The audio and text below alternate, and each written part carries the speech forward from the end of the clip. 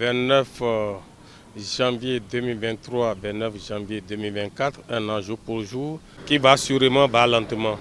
Je souhaiterais que dans l'enceinte de la ville de Dassa-Zoumé, que tous les citoyens, hommes et femmes, balent lentement pour leur conduite.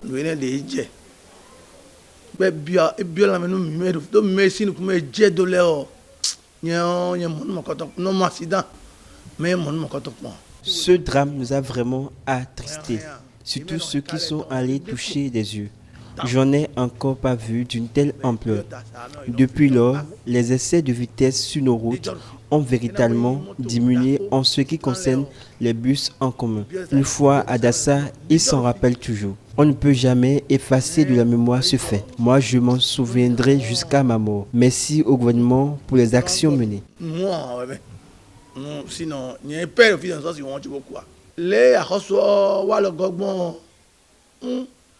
c'est très bon.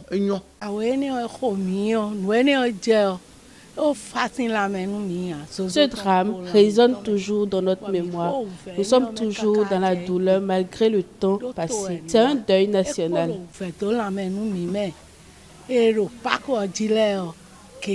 Nous demandons à nos autorités de surtout faire la répression, surtout sur nos conducteurs, surtout des autobus. Il y a l'excès de vitesse, il y a l'inconscience aussi qui crée tous ces accidents. Surtout, nous n'avions pas de l'autoroute, nous avions une petite voie, mais surtout d'autres, quand ils quittent les autoroutes, ils veulent conduire sur nos routes qui ne sont pas des autoroutes, donc qui créent toujours, surtout avec des dépassements, des engins ou bien d'autres véhicules qui percutent d'autres véhicules. Nous,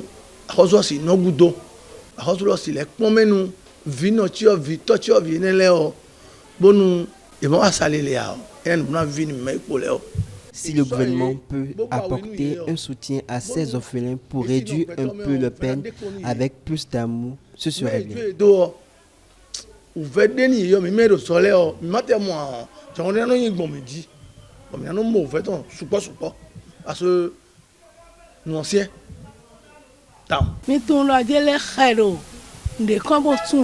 Lorsque les géniteurs ne sont pas aux côtés de leurs enfants, il y a toujours un manque. Si l'État peut aider ces enfants pour qu'ils puissent intégrer l'environnement, être instruits, ça serait bien.